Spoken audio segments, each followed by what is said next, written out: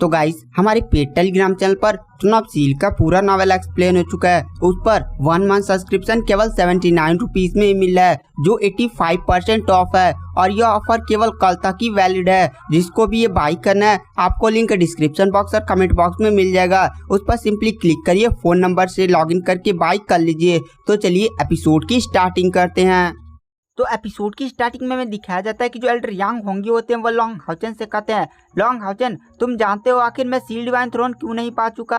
क्योंकि जो मेरा beast partner star sky mythological beast है वो एक काफी ज्यादा पावरफुल बीस्ट, उसके पास कोई भी अटैकिंग डिफेंसिव किसी तरह का मैजिक नहीं है, लेकिन वह जिस बंदे के साथ कॉन्ट्रैक्ट करता है उसकी पावर बहुत ही स्पीड के साथ बढ़ती है, उसकी डोमेन डबल हो जाती है। और ये जो बीस्ट पार्टनर है वह सीधे आसमान से अंतरिक्ष के तारों से ऊर्जा निकाल अपनी ओनर को देता है। तुम जानते हो इसने मुझसे कहा था कि वह किसी भी ऐसे सील डिवाइन थ्रोन को धारण नहीं करेगा जो उससे कम हो, और सील डिवाइन थ्रोन में सबसे ज्यादा पावरफुल उसके ऊपर केवल एक ही था, seal divine throne of eternity and creation, जो काफी ज्यादा पावरफुल है। और मैंने इसीलिए बाकी सील डिवाइन थ्रोन को रिजेक्ट कर दिया और मैंने लास्ट में seal divine throne of eternity and creation को चैलेंज किया, लेकिन मैं उसे पाने में सक्षम नहीं हो पाया क्योंकि मैं उसके लायक ही नहीं था। और मेरे बीस्ट पार्टनर ने कहा था कि वह ऐसे किसी भी सील डिवाइन थ्रोन को धारण नहीं करेगा जो उससे कम लेवल का हो, इसीलिए मैंने बाकी सबको छोड़ दिया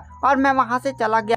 तुम जानते हो मेरा बीस्ट पार्टनर कहाँ से आया था? मैं भी बीस्ट पार्टनर चुनने के लिए नाइट सेंट माउंटेन गया था। मैंने वहाँ पर बहुत सारे बीस्ट पार्टनर को ढूंढा, लेकिन कोई भी मेरा बीस्ट पार्टनर नहीं बनने लायक था, इसीलिए मैंने उसी टेलीपोर्टर का उपयोग किया और शायद तुमने भी उसी टेलीपोर्टर का उपयोग करके अपने बीस्ट पार्टनर को बुलाया था। तो वहाँ पर लॉन्ग हाउचन हमें सीरियल आता है, तो वहाँ पर एल्डर यांग होंगी कहते हैं हाँ मेरा भी बीस्ट पार्टनर उसी टेलीपोर्टर के रास्ते आया था और मैंने उसके साथ कॉन्ट्रैक्ट किया। वह एक दिव्य उपकरण की तरह, मेरे पास सील डिवाइन थ्रोन नहीं था, लेकिन मेरे बीस्ट पार्टनर ने अंतरिक्ष की ऊर्जा मुझे ला कर दी, जिसके कारण मैं बहुत ही ज्यादा पावरफुल होता और आज मैं किसी भी सील डिवाइन थ्रोन धारक से ज्यादा पावरफुल हूँ। वैसे आज की फाइट तुम्हें याद ही होगी, जब मैंने अपने बीस्ट पार्टनर को बुलाने की कोशिश की थी, जब तुम्हारा बीस्ट पार्टनर आया था तब वो निकलने का नाम ही नहीं ले रहा था। वो इतना ज्यादा डर गया था कि जैसे उसने अपने सामने कोई भूत देख लिया। मैंने फाइट के बाद उससे जाकर पूछा कि आखिर हुआ क्या था उसे,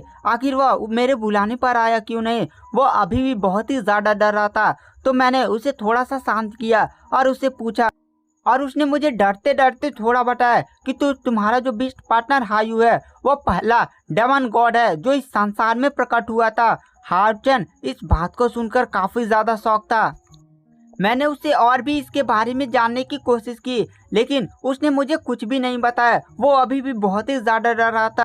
लॉन्ग हाउचन एल्डर यांग होंग्यू की बातों को सुनकर काफी ज्यादा शौक था और वहाँ पर एल्डर यांग होंग्यू कहते हैं तुम्हारा बीस्ट पार्टनर कैसे मिला था, तुम मुझे उसके बारे में बताओ। तो लॉन्ग हाउचन कहता है मैं उस टेलीपोर्टर रास्ते गया था और मैंने वहाँ पर उस टेलीपोर्टर का उपयोग करके हायू को समन किया था। हायू जब मेरे पास आया तो बहुत ही छोटा था, वो बहुत ही ज्यादा जख्मी था, वो मरने की कगार पर था। तो मैंने अपने ब्लड का उपयोग करके उसके साथ ब्लड कॉन्ट्रैक्ट साइन किया, जिसके कारण वह बच गया। लॉन्ग हाउचन एल्डर यांग योंग को एकदम छोटी सी छोटी डिटेल बताने लगता है। लॉन्ग हाउचन कहता है कि जैसे जैसे हायू का सिर बढ़ता गया वो उसकी पावर बढ़ती चली गई। एल्डर यांग होंग्यू हायू को देखते हैं और कहते हैं हायू की 6 सिर थे और मैंने देखा कि उसके 2 उभार भी थे, मतलब वहां से भी उसके 2 सिर निकलने वाले थे। और हायू पहले से ही 6 सिरों पर लेवल 8 के एडवांस स्टेज पर है। अगर उसके 8 सिर आ गए तो कितना ज्यादा पावरफुल होगा। लॉन्ग हाउचन कहता है मुझे भी नहीं पता, लेकिन हायू ने मुझे बताया था कि वहीं से उसकी रियल शक्ति प्रकट होगी। वहां पर एल्डर होंग्यू और एल्डर चेंग जिडियान भी लॉन्ग हाउचन की बातों को सुनकर काफी ज्यादा शौक, और वो लोग लॉन्ग हाउचन से कहते हैं चलो लॉन्ग हाउचन तुम्हारा उसके साथ ब्लड कॉन्ट्रैक्ट है, जिसके कारण वह इंसानों को कोई भी नुकसान नहीं पहुंचा सकता। सबसे बड़ी पावर उसकी डेमन पिलर को डिस्ट्रॉय करने की ताकत है।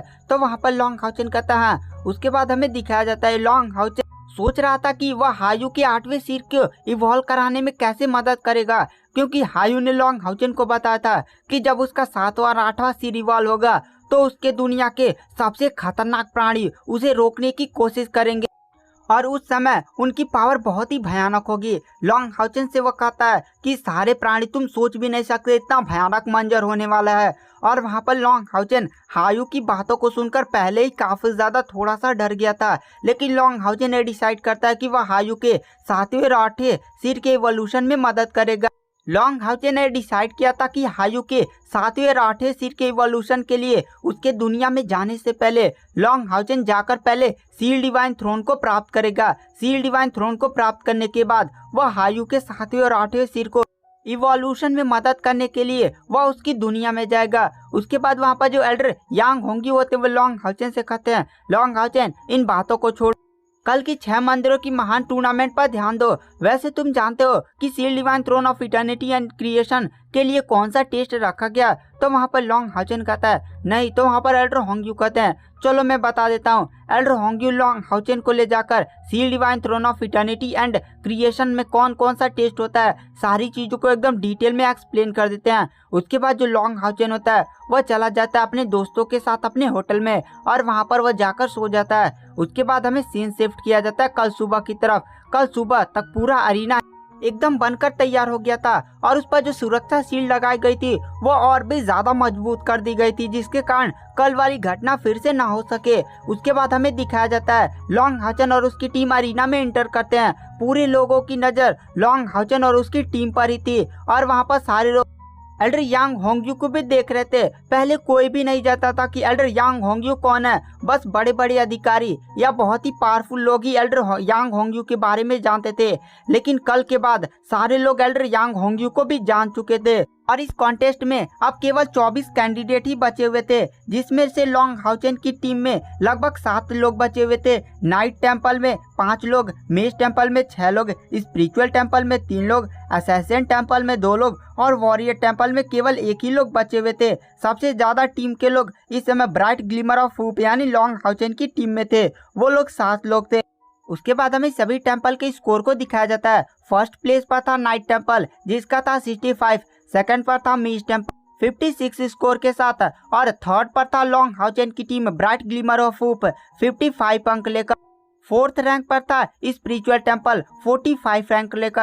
फिफ्थ पर था असैसिन टेम्पल 32 रैंक लेकर और एकदम लास्ट था वॉरियर टेम्पल 25 रैंक लेकर। लॉन्ग हाउचन की टीम को केवल 1 पॉइंट चाहिए थे मेज टेम्पल से आगे जाने के लिए। अगर ऐसा वो लोग करने में सक्षम हो जाते हैं तो वो लोग आसानी से टॉप 2 में पहुंच सकते हैं। उसके बाद हमें दिखाया जाता है जो प्रकाश की लाइट होती है वह चुनना स्टार्ट कर देती है। कुछ टूर्नामेंट आगे चलता है, उसके बाद एक रोशनी सीधे आकर लॉन्ग हाउचन पर उतरती है और दूसरी लाइट सीधे जाकर स्पिरिचुअल टेम्पल के हेड चेन होंग्यू पर उतरती है। चेन होंग्यू और कोई नहीं बल्कि चेन इंगर के दादाजी होते हैं और वहाँ पर चेन होंग्यू के चेहरे पर एकदम सिकन आ जाती है, क्योंकि वह जानते थे कि लॉन्ग हाउचन का वो लोग बढ़िया से सामना नहीं कर सकते। पर फिर भी वहाँ पर जो चेन होंग्यू होते हैं वो हार नहीं मानते और सीधे एरिना में पहुँच जाते हैं। वहाँ पर लॉन्ग हाउचन भी एरिना में पहुँच जाता है। लॉन्ग हाउचन चेन होंग्यू को एकदम नाइट सलामी देता और कहता दादाजी मैं लॉन्ग हाउचन आपको नमस्कार करता हूँ। तो वहाँ पर चेन होंग्यू कुछ नहीं बोलते। उसके बाद जो चेंग जिडियान होते हैं वो उन दोनों के बीच में फाइट स्टार्ट कर देते हैं और वहाँ पर जो पहले ही जो चेन होंग्यू होते हैं वो अपने बिस्ट पार्टनर चिमरा को समन कर लेते हैं और वहाँ पर एक 4 सिरों वाला चिमरा प्रकट होता है। लॉन्ग हाउचन तुरंत वहाँ पर अपने बिस्ट पार्टनर हायू को समन कर लेते हैं। हायू जैसे ही वहाँ पर आता है चिमरा तुरंत लोटपोट होकर एकदम अजीब सा उल्टी उल्टी करने लगता। चेन होंग्यू को विश्वास नहीं था कि लॉन्ग हाउचन एकदम पहले ही अपने बिस्ट पार्टनर को समन करके उनके बिस्ट पार्टनर को दबा देगा।